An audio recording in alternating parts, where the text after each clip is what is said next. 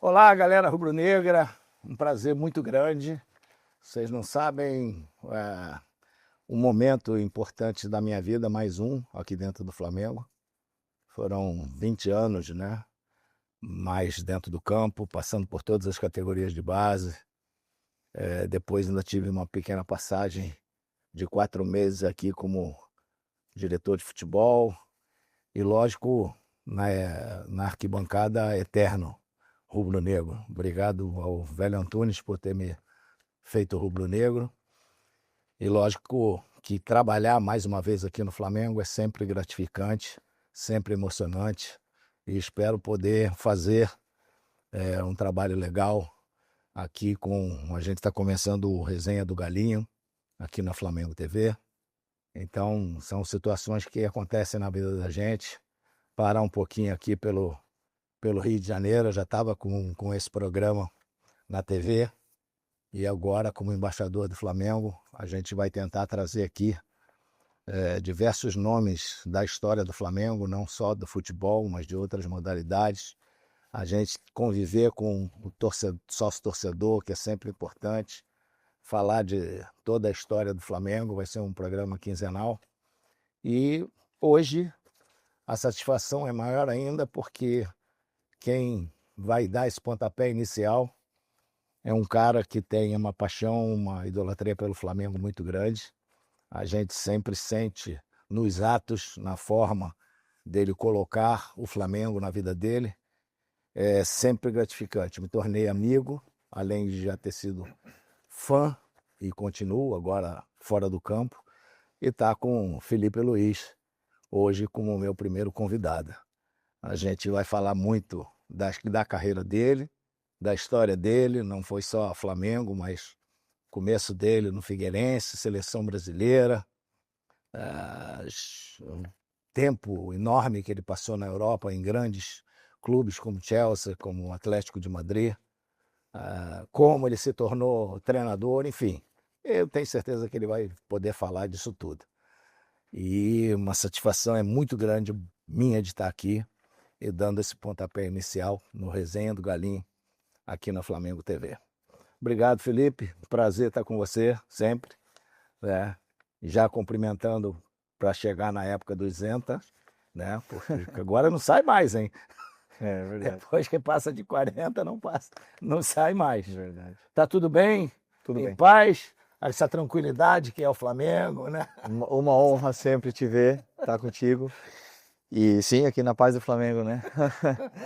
Mas privilegiado de poder estar vivendo o Flamengo, como você falou. Você passou muitos e muitos anos da sua vida aqui dentro. E para mim, agora que eu estou vivendo nessa nova função, é um privilégio muito grande poder liderar. Já são o quê? 6 anos? 7? Por aí. Desde 2019, né? 6 anos já dentro do Flamengo. Quase um ano como treinador do time profissional. Então, um desafio grande, mas é emocionante. Vamos falar lá do começo, né? Da Vamos, tua vamos. história. Se teve futebol de salão primeiro, ou foi já pro campo, lá no nosso querido Figueira, né? É preto e branco, mas a gente aceita. Comecei no futebol de salão a minha vida inteira, jogava futebol de salão até os 14 anos mais ou menos que meu pai me obrigou a ir pro futebol de campo, né? Aí ele até sempre falo nas entrevistas que ele falou pra mim, tem que sair. Eu não gostava de jogar futebol de campo porque tocava pouco na bola e no salão ficava tocando na bola toda hora. Aí ele falou, tu tá achando o quê? Que a Kombi do Flamengo vai passar aqui em casa pra te buscar? Aí eu tive que sair, né? Depois o Kombi do Flamengo veio lá na Europa me buscar lá na minha casa. Tá longe, hein? Vieram lá em casa me buscar, mas foi isso. Aí com 14 anos eu saí, e já logo o Figueirense me ofereceu para ficar em definitivo lá nas categorias de base e jogar lá no Figueirense e morar lá, né? Mas com a 10, né? 10, era né? meio, era meia. Aí tocava mais na bola, né? Era meia, mas eu gostava de jogar, né? Eu gostava de jogar na meia, só que realmente jogar de costas, eu tinha mais dificuldade, mas não na base. Na base eu sempre joguei de meia, me desenvolvi de meia. No profissional foi o Dorival até que começou a me colocar de lateral e me dar essa sequência. Normalmente é o contrário, né? O pessoal vai de, de lateral, vai pro meio. Bom, às vezes a gente começa no ataque, não é tão bom, vai pra meia, não é tão bom, aí Vai descendo, né? vai descendo, acaba de lateral, de zagueiro. Não, mas assim, até em outros clubes da Europa eu jogava de ponta, jogava de meia. Mas onde eu mais me firmei mesmo, onde fui diferencial, foi na lateral. Mas como foi sua chegada no time principal lá, Do do Figueirense? Figueirense? Foi teu primeiro time, né, como profissional? Sim, sim, sim. Não, foi em 2003, muito tempo atrás. Foi o nosso sub-17, na época juvenil, né? Fez uma grande temporada. E aí o Muricy Ramalho, que estava lá, fez uma lista de jogadores na qual ele acreditava da base que poderiam ter chance, ter talento para jogar no Tá profissional. mal de treinador, hein? Pô, tava. Dorival, depois Muricy, Figueirense teve uma época dourada aí, né, na Série A, durante esses anos e eu tive sorte de fazer Foi parte. aquele período da final da Copa do Brasil? A final da Copa do Brasil foi quando eu saí, depois que eu Quando saí. você saiu. Eu já estava fora. Mas aí eles me subiram pro profissional, eu tinha 17 anos e sempre tem uma oportunidade. E aí a primeira oportunidade já joguei muito bem, já me firmei.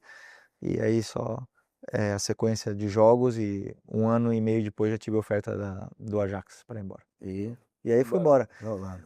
Eu queria muito, eu tinha Tu muito fez o que muito jogador fez. Primeiro na Holanda, né? Isso, isso. Mais tranquilo, futebol, mais parecido com o Brasil. Eu joguei pouco lá no Ajax, eu no profissional não cheguei a nem estrear, né, só em amistosos, mas no jogo oficial não. Joguei mais no time B. Por mais que eu fui pro profissional, mas lá não consegui jogar. Mas foi uma escola assim muito boa para mim, eu aprendi muito, tive que me adaptar. Eu subestimava muito o que era a forma do europeu jogar e na verdade eu tive que aprender e foi uma lição de humildade para mim. Aquele período meu no Ajax, cometi muitos erros, mas que serviram depois para o meu futuro. O Ajax, você pegou o período que ele fazia tudo de cima a baixo? Aquela linha vertical do que fazia no profissional, tinha que Sim, fazer na base toda? sim, sim. Não, eu lembro, eu posso contar todos os exercícios que eles faziam lá.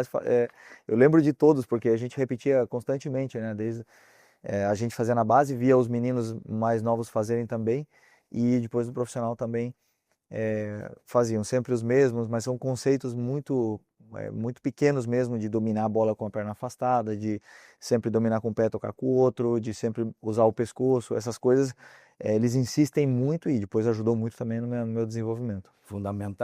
Fundamento do futebol, né? Sim, sim. Sempre a preocupação, né? Isso tudo Que perdeu escola um do Cruyff. pouquinho hoje, né? Perderam um pouquinho hoje. Sim, por mais que a gente insista e trabalhe esses conceitos aqui no profissional, mas assim, às vezes a busca pelo resultado na categoria de base, ele faz você perder esse rumo que é tão importante nessa idade para os meninos. Mas você, por exemplo, já teve treinador que dizia que o jogador para ir para o profissional já tem que ir pronto. Você concorda com essa filosofia ou não? Eu acho que você nunca está pronto, é meu pensamento. O que vai te deixar mais pronto vai ser somar minutos de treino, minutos de jogo, e aí a tua personalidade e o teu talento vão fazer, você vai colocar em prol da equipe, né? E aí você vai ter cada vez mais minutos e vai se desenvolvendo junto com a equipe. Claro que tem alguns que chegam mais preparados, a nível tático, mas é difícil um menino chegar já pronto pro profissional. Não é porque eu fiz essa pergunta porque eu peguei dois na seleção de pensamento diferente. Um que achava isso, né, que o jogador ele tinha que vir pronto, que ele não queria perder tempo com um jogador para ficar aprimorando o fundamento do futebol, e outro que adorava fazer com que o jogador evoluísse, fazendo todos os trabalhos mesmo que repetição de coisas que você faz na maioria das vezes na base. Eu costumo falar que eu não tenho idade, né? Eu sempre olho para o que está melhor. Mas é verdade que tem algumas posições no campo para mim que são um pouco mais delicadas, né? Que qualquer erro pode ser fatal e pode até expor não só o menino, o jovem, senão também expor a equipe em alguns comportamentos. Então, claro que colocar um atacante que é mais assim atrevido, que é mais ousado, é mais fácil, né, do que colocar um zagueiro, um lateral que se cometer um erro pode ser fatal e até mesmo uma eliminação. Então, eu acho que nesse perfil só que colocaria aí meu ponto nessa diferença dos treinadores. Mas você já aconteceu isso com você jogando e pegar treinador que tinha essa mentalidade? De uma ou de outra? Sim, lá no próprio Figueirense. O Dorival amava trabalhar com jovens, continua fazendo isso até hoje, colocando jovens para jogar, e tinha outros treinadores que já separaram os jovens e só colocavam os jogadores mais experientes, né? Eu sempre tento olhar o que está melhor no campo, né, independente da idade. Na época, nossa, era difícil, né? Você ter assim uma continuidade de jovens. Sim. Nós tivemos uma sorte que o treinador, o que virou treinador do principal, era nosso técnico na base. E aí ele levou a Corriola toda, levou praticamente 12 jogadores só aqueles que estourar, que talvez ainda tinham idade para jogar na base, é que ele não subiu. No mais, subiu praticamente todo mundo. Eu posso estar enganado, mas eu acredito que o Diego e o Robinho do Santos de 2002 mudaram um pouco esse panorama no futebol brasileiro, assim. Os times, depois que eles ganharam, o Santos ganhou aquele brasileiro com os meninos, sendo protagonistas e sendo titulares, eu acho que muitos clubes aí tiveram mais coragem de colocar, e até mesmo porque depois eles tiveram um retorno financeiro grande, né, com vendas. Então acho que, como eu falei, repito, posso estar enganado, mas Meninos da Vila, né? os meninos da Vila, o Diego e o Robinho principalmente, que foram os que começaram depois a deixar os clubes com mais confiança para botar os meninos para jogar. Não. E como é que foi essa tua chegada lá na Europa? Tu já falou sobre a filosofia do Ajax e tal, que não jogou muito, e aonde que você começou realmente a ter oportunidade, se fixou como lateral, titular, e realmente foi embora a carreira. Então, eu fiquei um ano no Ajax, não joguei muito, depois eu fui pro Real Madrid Castilha, do Real Madrid B, fiquei um ano lá, aí joguei na segunda divisão da Espanha, o time B naquela época estava na segunda divisão, o time muito forte, competi bastante e tive a oferta de ir pro Alguém do Real que... A maioria, a grande maioria jogou no profissional, Arbeloa, Roberto Soldado, Negredo, vários jogadores que estavam ali com a gente, acabaram jogando no profissional. De outros clubes, né, e assim, a base do Real Madrid é uma das mais fortes da Espanha, junto com o do Barcelona. E depois aí eu tive a oferta do La Coruña, aí fiquei um ano, aí tive ofertas para sair novamente, para voltar para o Brasil, até mesmo São Paulo veio muito forte atrás da minha contratação. Mas o meu pai sempre dizia que era importante criar raízes no lugar, tentar ter uma sequência, já conhecia a cidade, já conhecia o clube, que eu ficasse mais tempo no La Coruña, porque eu estava tendo a oportunidade de jogar no que era na Liga Espanhola. E aí eu fiquei lá 4 anos, lá me firmei, lá virei titular e fiz as melhores temporadas, né, da minha carreira até então, onde eu tive inúmeras ofertas aí para poder sair. Aí na minha melhor temporada, onde tive ofertas do Barcelona, do Real Madrid, o presidente resolveu não me vender. Aí eu fiquei mais um ano e aí eu tive a lesão muito grave antes da Copa do Mundo 2010, quebrei a perna. E aí o presidente se me vendeu com a perna quebrada para o Atlético de Madrid, também fiquei muito feliz, porque eu queria ter uma oportunidade de brigar pelo título de liga. E lá o Atlético ainda não me oferecia isso, mas sim estava montando um time que poderia brigar eventualmente pelo Quanto Campeonato tempo Espanhol. você ficou com esse problema da perna? Não, foram 3, 4 meses, né? Uma lesão grave, não, mas assim, existiam dúvidas sobre a minha recuperação, porque foi muito grave. E Foi lance de jogo? foi o goleiro que caiu em cima da minha perna. É. E o dono do Atlético de Madrid, ele me comprou, ele falou, eu te compro do jeito que tu tá, com a perna quebrada. Confiança, hein? Confiança. E aí eu fui para lá. Foi embora, ficou Foi. tempo, né? Maior. Isso aí, depois no Atlético eu fiquei 4 anos. Primeiro ano foi, como eu falei, estava voltando da lesão, foi um ano assim mais de adaptação, não foi tão bom, mas os outros anos já foram extraordinários, fomos campeões da Europa League, da Copa do Rei, do Campeonato Espanhol, em cima do Cristiano e do Real Madrid do Cristiano e o Barcelona do Messi. A E Copa da Liga foi um que foi na Polônia? Pode ser ou não? não. Não. Da Europa League Europa League. da Europa League foi na Romênia, Romênia? Bucareste. Ah, Não sei se, não, acho que você não estava, né? não. Não. Estava lá. Você estava na final da Champions, né? Estava na final da Champions lá e... Em Lisboa. Não, Não, em Milão? estava em Milão. Milão. Estava em Milão. Tu jogou aquela também? Joguei as duas. E aí fomos para final da Champions. Aí depois da final da Champions eu fui pro Chelsea, fiquei um ano no Chelsea e né, o Atlético me recomprou. Depois eu fiquei mais 4 anos no Atlético. Então assim foi uma história muito bonita que eu tive lá. Vivi a segunda melhor geração da história do clube, igual aqui, né, no Flamengo. Tive a chance, a oportunidade de viver uma segunda geração vencedora dentro da história do clube e Você foi naquele legal. jogo lá do último, do encerramento do estádio? Do estádio antigo? Do Atlético? É. Sim, Vicente Caldeirão? Você Sim, tava lá. jogamos contra? Não joguei, Ah, amistoso. tu não jogou? Não. Não, o jogo que teve Não. dos antigos. Não fui.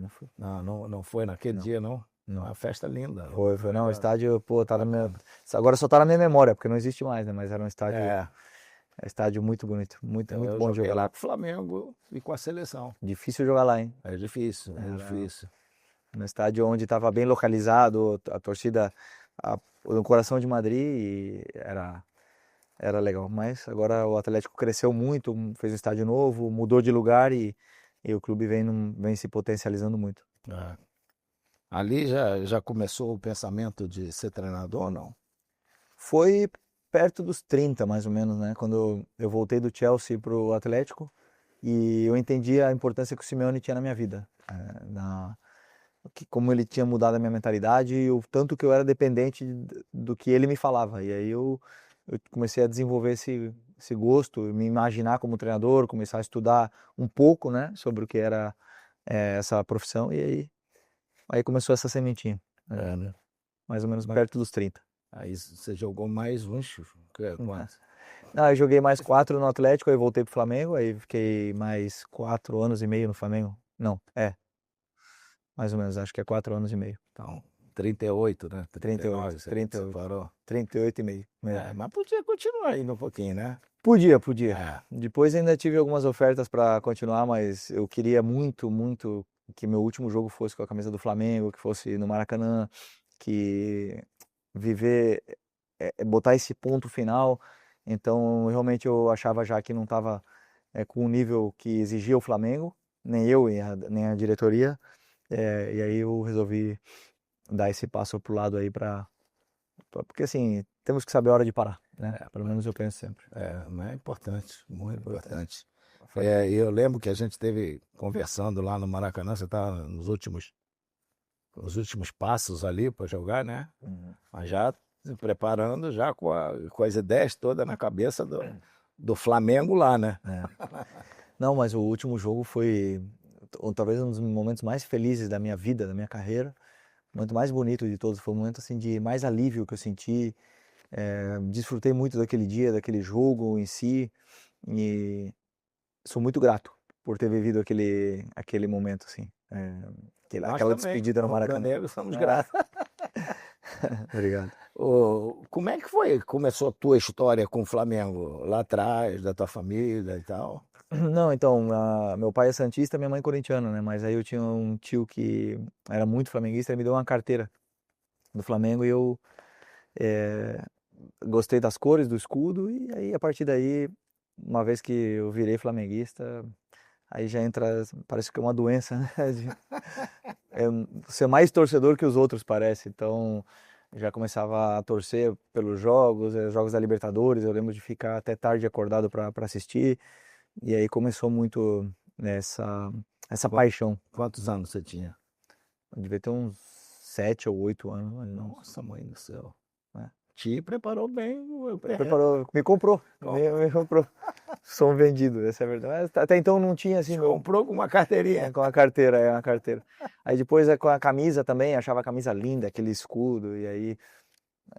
Depois aí vi o Atirson jogar também bastante, que eu me identificava muito com ele, sentia muito carinho era meu ídolo e aí eu cada vez mais flamenguista.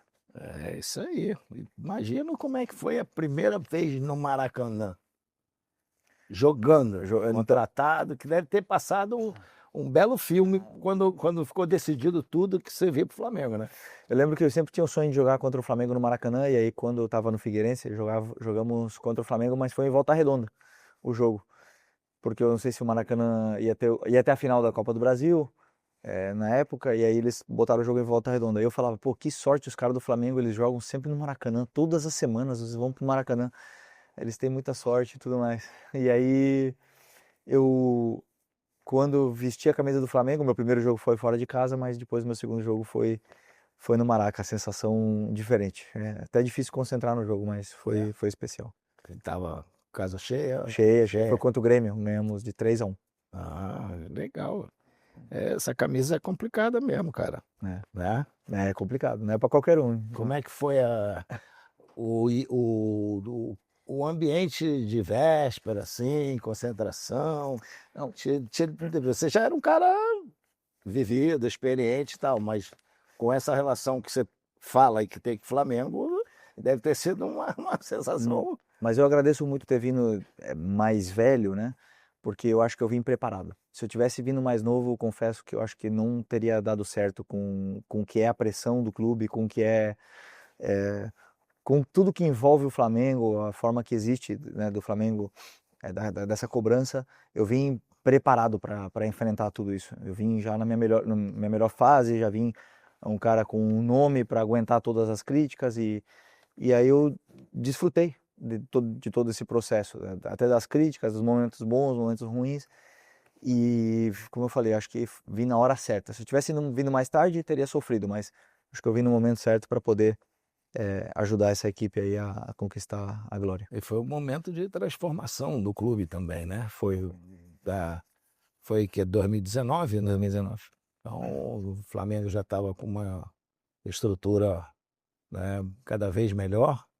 E isso, para vocês que vêm de fora, não sentem tanto como muitos, épocas atrás, não queriam vir para o Flamengo por causa disso. Não, mas é verdade.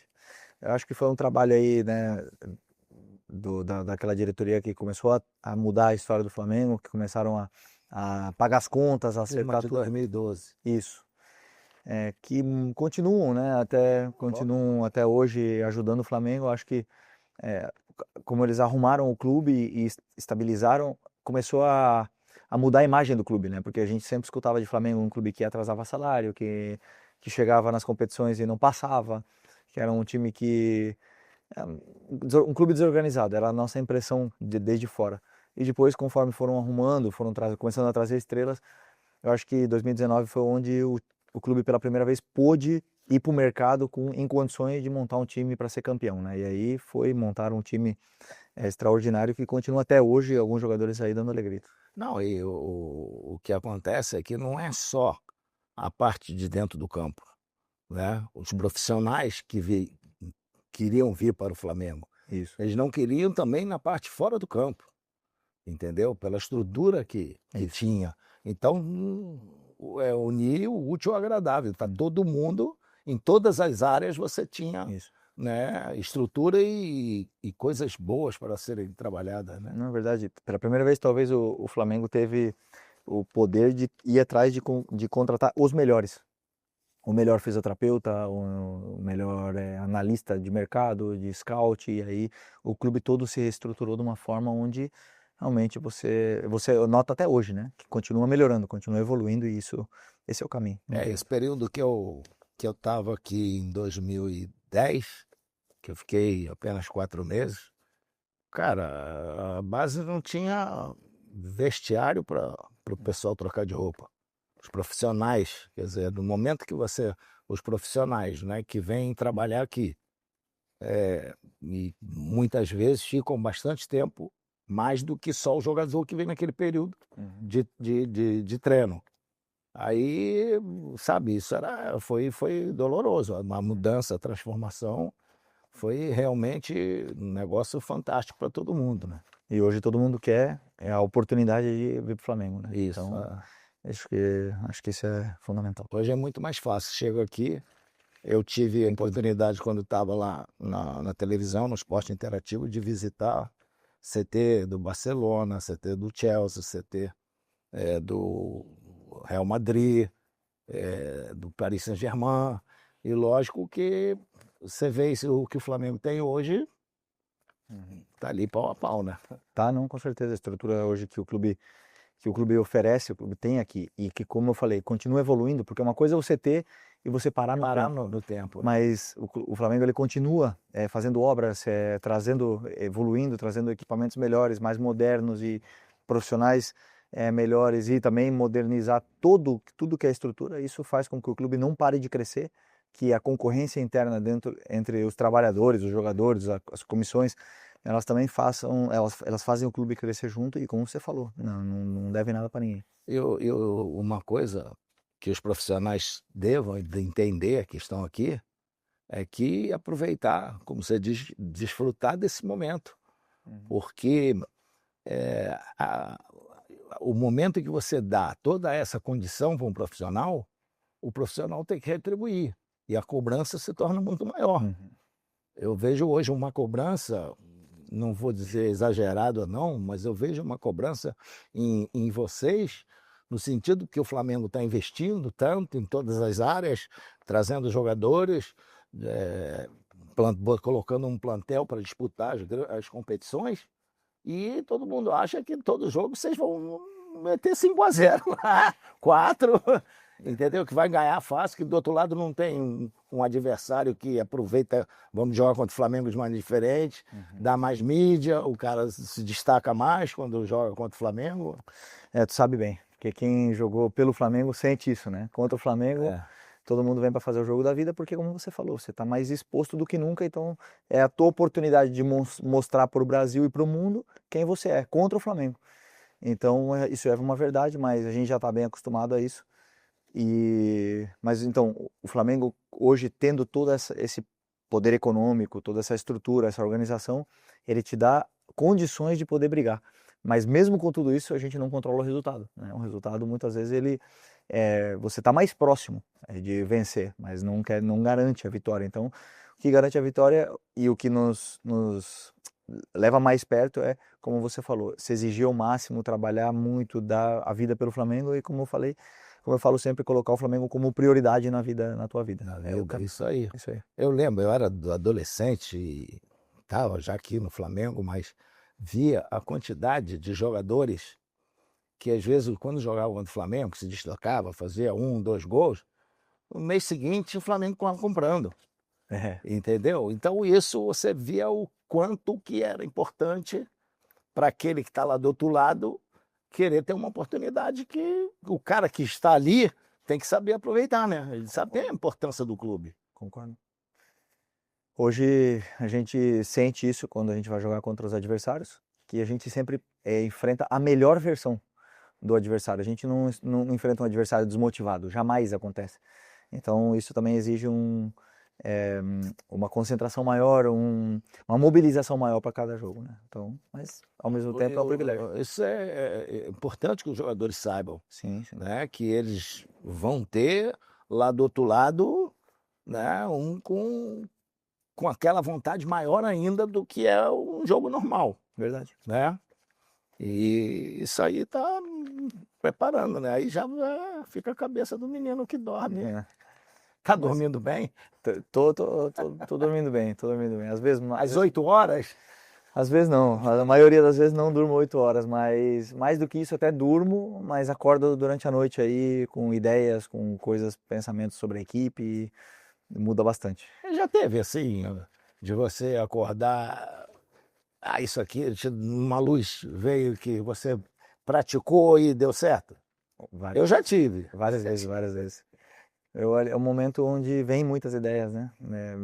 Uma pena porque eu não descanso, mas porque a cabeça fica trabalhando, mas durante a noite vem muitas ideias, muitos pensamentos, e é onde eu tento no outro dia anotar para não esquecer, porque nossa cabeça é uma máquina de pensar, né? Você já estava basicamente preparado para ser técnico, porque você se preparou e tal, fez lá o curso e tal, então já estava mais familiarizado. Eu não, eu paguei pela língua, porque eu dizia, não, ser treinador não dá, eu tenho uma vida muito louca e, de novo, o técnico é pior, que a gente vê, né? Você, como jogador, se preocupa ali de você estar bem, para dar algo para a equipe. Agora, como treinador, você tem que se preocupar com tudo, né? Equipe, montagem e tal. Eu falei, eu não queria isso para mim.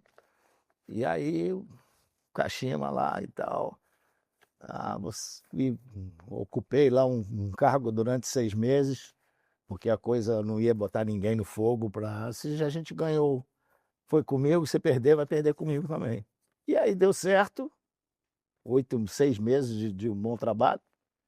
E aí esse bom trabalho chamou a atenção do cara da seleção e me levou para lá. Eu já estava acostumado e ferrou. Minha carreira foi assim que começou. Eu não estava realmente preparado para ser técnico, não. É difícil. Difícil, assim, até dizer que eu me preparei muito, estudei muito, mas na prática vivo situações que não existe preparação, né? Então, elas vão te exigindo tomadas de decisões muito complexas, mas aí tem também a ajuda de muitas pessoas na comissão, muitas pessoas que trabalham no clube, para te dar esse suporte para você poder liderar um clube com essa grandeza. Mas, sim, foi importante, muito importante para mim eu ter falado, trabalhado, conversado com muitos treinadores, para eles poderem me dar um pouco dessa guia deles. E depois, para mim, o fundamental foi ter começado na base. Foi fundamental, porque na base é onde eu pude realmente experimentar, errar, acertar e entender um pouco o que eu queria da minha equipe, como eu queria ver minha equipe no campo, entendeu? E aí foi muito bom esse processo e aí cheguei aqui bem mais preparado do que eu estaria se eu chegasse diretamente no profissional. É verdade, isso aí é fundamental. Quando você começa a viver as situações que você vai dizer mais à frente, ali as decisões que você vai tomar, com certeza uma decisão que você está tomando hoje, você já tomou lá atrás. Sim. Né, com a garotada. Sem dúvida. É lá onde eu consegui experimentar muitos sistemas e estruturas de jogo combinadas, tipos de treino, tipos de palestras. Entendi muito mais, até aprendi mais a me conhecer como técnico ainda, com essas decisões difíceis que se tomam, e foi um processo fundamental na minha curta carreira ainda. Eu lembro que quando estava na TV fiz uma entrevista com o Barroca, e o Barroca falou da tua história lá dentro do campo, né? Tava do lado, falou, aprendi, porque o cara, vocês não estão vendo, o cara dentro do campo aí resolveu, mudou tudo aqui.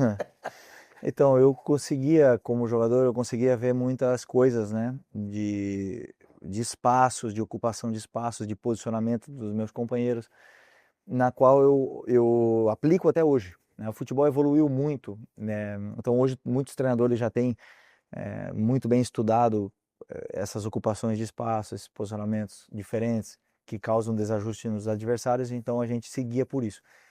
Mas depois, como treinador, são muitos mais detalhes do que somente isso, né? Então, e aí onde que, por mais que parece ser treinador dentro do campo, depois fora as exigências são outras, né? Mas foi um episódio legal, assim. E você, às vezes, para fazer isso, precisa também ter uma certa liderança e um certo respeito, credibilidade perante o grupo.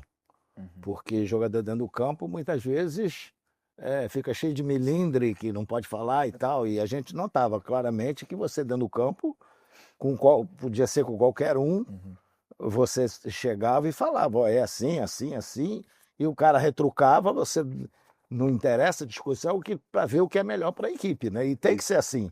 Os jogadores têm que entender isso. Para mim é assim, eu vivo tranquilo, porque sempre eu escutava muitos treinadores falando, poxa, deixar o jogador fora ou tirar esse jogador é difícil porque eles ficam chateados, não sei o quê. Então, para viver mais tranquilo também, eu tenho um lema que tá comigo, que eu faço o que eu acho que é melhor para a equipe.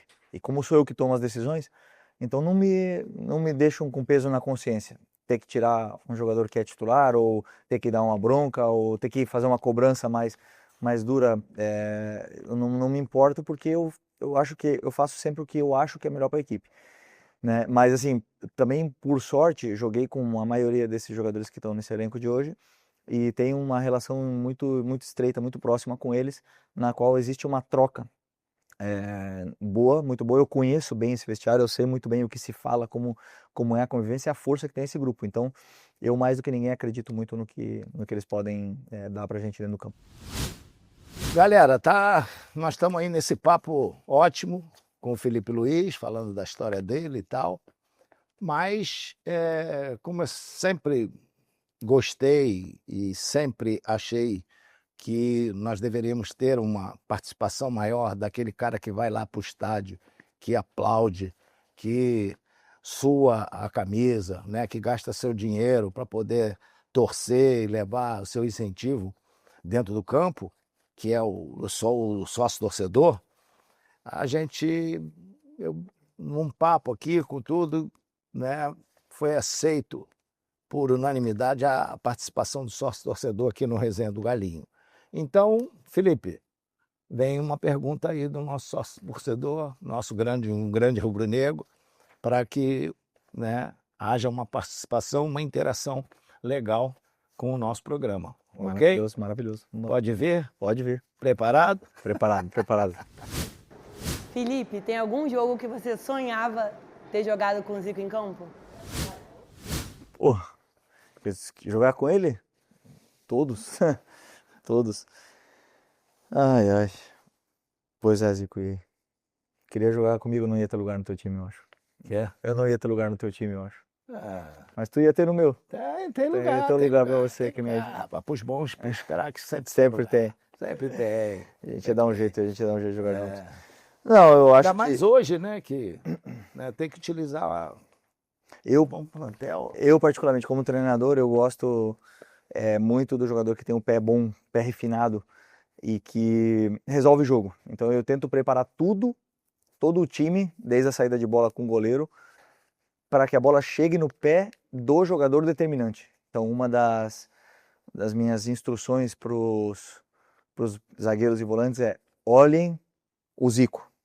Eu falo para eles, no caso, outros jogadores que estão comigo, né? Mas eu sempre falo, olhem para ele. A bola, antes de vocês receberem a bola, vocês têm que olhar para ver onde ele está e procurem ele. Mesmo apertado, temos que dar a bola para ele porque ele, mesmo apertado, é capaz de fazer uma jogada. Não podemos deixar ele sem participar do jogo. Então, Zico, com certeza você poderia ter me ajudado muito aí no Mundial de Clubes agora. Acho que contra o Bayern tu ia ajudar muito. Eu ajudei outro meio-campo, outro que foi treinador, dessa forma, com esse mesmo pensamento seu, que foi o Carpegiani. Aconteceu, são histórias parecidas, né? Eu já falei isso para você. E ele virou para mim, ele me ensinou muito no início, quando ele chegou, ele já com mais experiência, eu ainda jovem, e ele dizendo aqui, ó, eu vou dar a bola para você, tu se vira. Então, fica preparado que quando eu pegar na bola, eu vou dar a bola em você. Aí eu falei, só ajuda, dá uma parecida do lado, da hora que se eu tiver dificuldade para ter quem, né, dá. E era assim, ele pegava a bola, ele olhava, vamos embora. E era o início, né, da jogada e tal. Ele falava para mim, ó, menino, você vai ser muito marcado, você vai ser muito vigiado. Mas se a gente não der a bola para você, é isso que o adversário quer. Ele quer te tirar do jogo. E não se... Uma vez foi legal que ele virou para mim e falou assim, olha, vão te provocar. Então, se derem uma cusparada aqui, você vira o outro para dar aqui também. Não revida não, vai lá e mete gol neles, está tudo bem. Isso eu aprendi com ele, né? Meu pensamento. Mas eu acho que, respondendo a pergunta do sócio-torcedor, eu acredito que contra o Bayern, eu gostaria de ter tido ele no campo. Acho que tu teria solucionado muito problema pra gente aquele dia, que a gente teve alguns. Mas com os alemães, até que a gente sempre só apanharam. É difícil. Com o Flamengo e com a seleção. Hoje em dia o futebol é muito físico, né? E fisicamente o time deles é muito forte. Então eu precisava muito dessa tua habilidade de marcação homem a homem, como tinha na época. Não, foi homem a homem esse jogo contra nós. Eles fizeram um pouco de homem a homem, mas né, não aquela de seguir o campo inteiro. Não, seguiram. Tem imagens do zagueiro seguindo o Arrascaeta até a área. Mas era a forma que eles têm de jogar, de tentar pressionar. O alemão e o alemão é muito disciplinado, né? Ele é aquele cara que... Isso mesmo. Eu teve um jogo, nós jogamos uma final com o Bayer Leverkusen lá em Tóquio, da Copa Kirin. O Bayer Leverkusen era o campeão da UEFA. Aí jogamos. Final, jogo lá e tal, o cara em cima de mim e tal, e marcava, eu passava por ele, ele falta e tal, e não sei o quê. Quando o Bayern pegava na bola, ele ficava do meu lado. Aí teve uma hora que ele fez uma falta, eu peguei a bola, botei a bola aqui, vem cá, tu tá vendo o que é isso? É bola. Bola pra chutar, não é não, o cara jogando. O cara não pegava na bola quando o time, não jogava. Aí, pô, Só queria te marcar. só queria marcar. Aí com 80 minutos ele deu uma bobeira, 1-0. Não esperava que eu fizesse gol de cabeça. Tem isso. Mas isso é alemão. Mas o futebol hoje está voltando a ser esse futebol de encaixes individuais, de homem a homem, de perseguições. Já na Premier é uma tendência, no Campeonato Francês também, e está sendo cada vez mais os clubes fazendo esse tipo de defesa, né? Que é a que mais contrarresta, assim, contrapõe o jogo de posição. Então, pode ver que todos os times agora, a maioria dos times estão fazendo isso e está incomodando bastante. O cara tem que Aí nós vamos ter que voltar a ter dribladores, ter Isso. gente que não perde bola. Mano a mano, né? Mano a mano. Você tá com ensaboado agora no time aí. Tem, ainda bem. Mas precisa, né? Porque não é toda hora. Vão ter momentos que você cria alguma situação para deixar o teu melhor driblador homem a homem. Sim. E se os jogadores entenderem, o adversário bobear, vai ser naquela que você pode decidir o jogo, né? É o que eu tento fazer como treinador, é isso, né? Dar tempo e espaço para os meus jogadores determinantes. Então, muitas vezes eu até procuro atrair a marcação para poder liberar e dar esse espaço e tempo para os jogadores que quando pegam a bola são capazes de fazer essas jogadas de gol, né? Então, é isso. Por isso que eu falo, tu ia me ajudar bastante. Se o joelho tivesse bom, mas aí não tá bom, né? O joelho aí tá ruim é demais. difícil. Tá bravo. bravo. Vem cá, vamos falar um pouco daquele time de 2019 que foi montado durante a temporada, né? Começou de uma forma e depois foi ajeitado pelo nosso querido Portugal lá. Vocês que estavam ali naquele início, você já devia conhecer todo o trabalho de lá do Jorge Jesus por estar lá perto. Qual foi o momento da virada de chave daquele time? O momento, eu acredito que tenha sido depois do Emelec, né? Que o time ganhou nos pênaltis. E aí eu cheguei depois desse jogo, né? Eu comecei a jogar depois desse jogo, mas eu acredito que ali foi onde arrancou.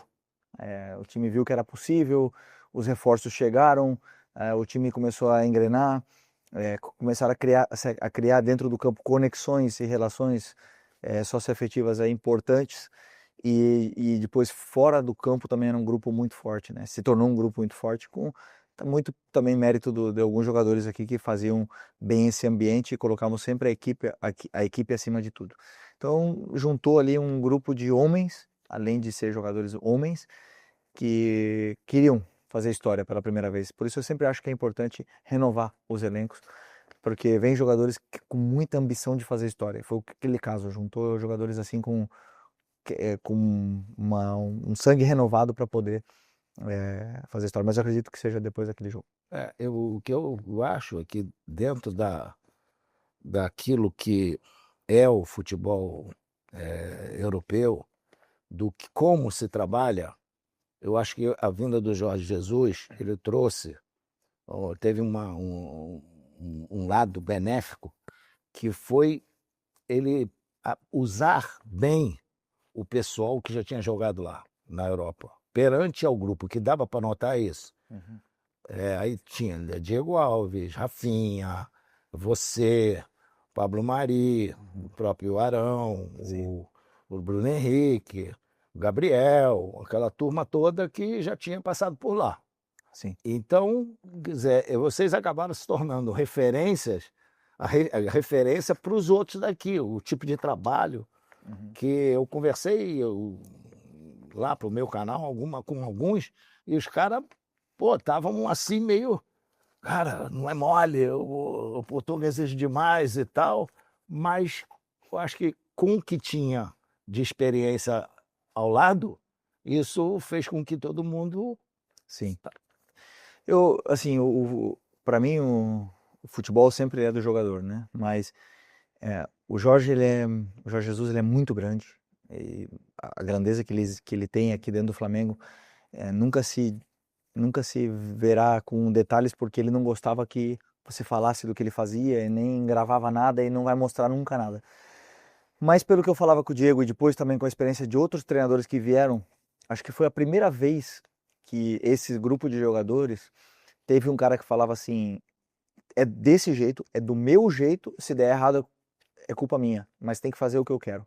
E aí deu uma direção, blindou os jogadores que eram muito expostos, né? Aqui no Flamengo sabe que os jogadores e o clube é um clube muito exposto às críticas.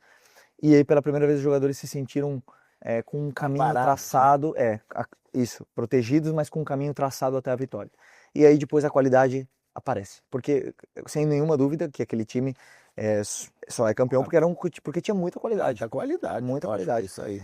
E tanto é que voltou a ser campeão no outro ano, né? Mas muito por mérito aí também do Rogério, com parte do que o Jorge deixou. Mas era um time muito forte por ter essa liderança tão forte do Jorge. Então foi, além de ser um europeu, de ser respeitado, de vir para o Brasil aqui mudar um pouco todo esse panorama, foi o casamento perfeito. Vocês, quando nós começavam um jogo, sentia o adversário com medo de apanhar bem? Bom, eu vou dizer por quê? Porque nós, na nossa época, entrávamos, muitas vezes os caras já, né, aquela preocupação e tal, não sabia o que fazer, desesperado dentro do campo, e a gente aproveitava e metia gol neles. Eu sentia que a gente ia ganhar. Existe até alguns jogos assim que a gente achou que ia ganhar tão fácil, que foram muito mais complicados. Eu tenho alguns exemplos assim: Bahia em casa, CSA em casa, Goiás fora. A gente achava que iam ser jogos fáceis e foram muito complicados para ganhar. Ganhamos até jogando mal alguns jogos, mas ganhamos. E porque a gente sentia que a gente ia ganhar com uma certa até facilidade. E não digo soberba, mas é o que a gente estava explicando antes, né? A gente vem e vai encontrar a melhor versão desse adversário que muitas vezes não está tendo um bom campeonato, mas contra o Flamengo faz o melhor jogo do ano, né? Então isso também foi uma novidade para alguns de nós que vínhamos de fora. Mas eu acho que a preparação psicológica dava também um equilíbrio maior para a qualidade técnica que o time tinha, né? Não, sem dúvida. Assim, o Jorge é um cara muito seguro dele mesmo, do trabalho dele, e passava essa confiança pra gente. E depois a gente também, como eu falei, juntou tudo, né? A ambição, a seriedade dos jogadores e a qualidade que fez aquele time lá ser praticamente imbatível. E ele sobre aproveitar também o plantel em si, né? Sim. Porque os jogadores ficavam muito bem preparados para na hora que ele chamasse, os caras iam lá e davam conta do recado. É lógico que entrar com um time acertado é sempre melhor, né? Sim. Sempre mais fácil. Mas era um plantel curto, ele ia fazendo as rotações, assim, poupando 2 peças, 1 peça, 3 peças durante um jogo, assim, para ter segundo tempo. Era um plantel curto até então, mas altamente qualificado e com a ideia muito bem assimilada dele, né? Então, mas eu acredito que tava tudo bem mastigado pra gente. Você tem vira e mexe, por exemplo, tem assim algo do lado do Cílico Simeone, que trabalhou, do próprio Dorival, do Jorge Jesus. Isso vem na tua cabeça? Isso aqui, lembrei que ele falou isso para esse jogo serve e tal. Sim. Quando eu comecei a pensar em ser treinador, eu comecei a analisar o que eu gostava e o que eu não gostava dos treinadores, né? E, claro, um treinador que eu fiquei mais tempo foi o Simeone, é o que eu mais tenho por dentro. O que eu sinto é o pensamento do que ele tinha como líder. né? Mas taticamente tenho muitas coisas de todos eles. Só que depois não adianta, nós somos quem nós somos, a essência a gente não consegue copiar. Então no final eu tento sempre entender a minha característica, o meu jeito de ser e passar esse ambiente vitorioso para os jogadores. Cara, o tempo passa, né? Passa. É muito rápido, papo bom, sei lá, mas tudo tem início, meio e fim, né? Então vou dar uma escolha para você aqui, Vamos lá. para você escolher rapidinho, para a gente encerrar. Fechado. Tá? Jogo mais marcante da tua carreira? Fora do Flamengo foi contra o Real Madrid na final da Copa do Rei em 2013, que a gente ganhou no Bernabéu, a final da Copa do Rei, jogo único, nós ganhamos lá dentro. Aquele jogo foi o jogo mais marcante assim para mim, a nível emocional. Do Flamengo foi em Lima. River Plate. Foi contra o River. Foi aquele jogo, tava um torcedor dentro do campo jogando, não tava eu lá. Tava um torcedor. E tava um sozinho lá no Japão, às 5:30 da manhã. Acordei às 4, botei o despertador na hora que começou o jogo. Mas eu dormi mais cedo. Além desse jogo do River, foi meu último jogo da minha carreira. Acho que foi o jogo mais marcante. Já respondendo agora melhor essa pergunta, o jogo mais marcante da minha carreira foi o último. Foi o jogo onde eu mais me senti realizado, mais especial, mais aliviado. Foi para mim o melhor. Agora lembrando. Você sabe que eu acreditei naquele jogo do River. O Flamengo vai empatar. Depois dos 20 minutos de jogo, eu falei, o Flamengo vai empatar, tô dominando e tal. Teve algumas chances lá. Principalmente depois que o cara do River trocou 3 caras. Os caras cansaram de tanto marcar vocês. E os outros que entraram não eram marcadores. E aí o Flamengo começou a dominar. Eu só não esperava que você saísse o segundo gol na mesma hora. Não, Falei, o Flamengo vai ganhar na prorrogação. E aí, pô, campeão e tal. Aí eu tô lá, acabou 6 horas da manhã, né? Eu já fui dormir, porque tinha treino às 9. Aí eu toco o telefone, eu já tinha dormido, era meu filho Júnior. Pai, tá tudo bem? Eu falei, tá. Tem certeza que tá tudo bem? Eu falei, tá tudo bem. Tu acha o quê? Que eu tive infarto? Mas... O coração tá bom ainda. Foi muito emocionante. Foi. Treinador que mais te ensinou? Acho que eu ficaria com o Simeone por isso, né? São 8 anos, foi um processo a longo prazo de mentalidade, mudança de mentalidade. Então, a nível de mental foi o Simeone e a nível tático foi o Jorge Jesus. Beleza. O que o Flamengo representa na tua vida? Poxa. Hoje eu diria que é a prioridade absoluta. Nos últimos 6 anos foi assim. Representa uma paixão que não tem limites, né? Tudo pelo Flamengo. Tem algum sonho como técnico do Flamengo? Tem, né? Tem. Ser campeão, botar troféu aqui dentro. É isso. Agora, você está aqui chegando, tá? O Flamengo faz um trabalho de base maravilhoso e você foi um desses que ajudou a continuidade. Já falou para muitos deles, mas você pega um que nunca viu aqui, tá? O que você falaria para ele? Qualquer garoto, um garoto da base do Flamengo, mas que não tenha passado pela tua mão. O que eu diria para ele de conselho? Poxa vida, que pergunta, hein? Tem que pensar, não, mas... eu diria a mesma coisa, que só tem um caminho. Se ele quiser ser campeão com a camisa do Flamengo, fazer história e virar eterno, como você é. Porque para mim, por exemplo, os campeões de 81 são eternos, né? Aí depois os outros todos vieram porque existem os eternos, os campeões de 81. Se ele quiser ser eterno, só tem um caminho. Trabalho pelo Flamengo. Só. Então é isso aí. Que esse menino que eu tô falando na minha frente, que trabalhe, que tem essa paixão, que corra atrás. É o único jeito. Obrigado. Ídolo. Obrigado. Prazer grande estar aqui com você. Sucesso.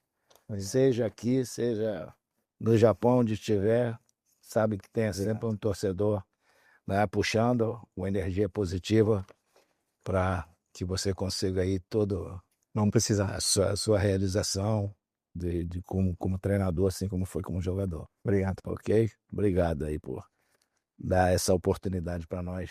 Começar com, não é com o pé esquerdo, começar com a cabeça boa. É isso aí.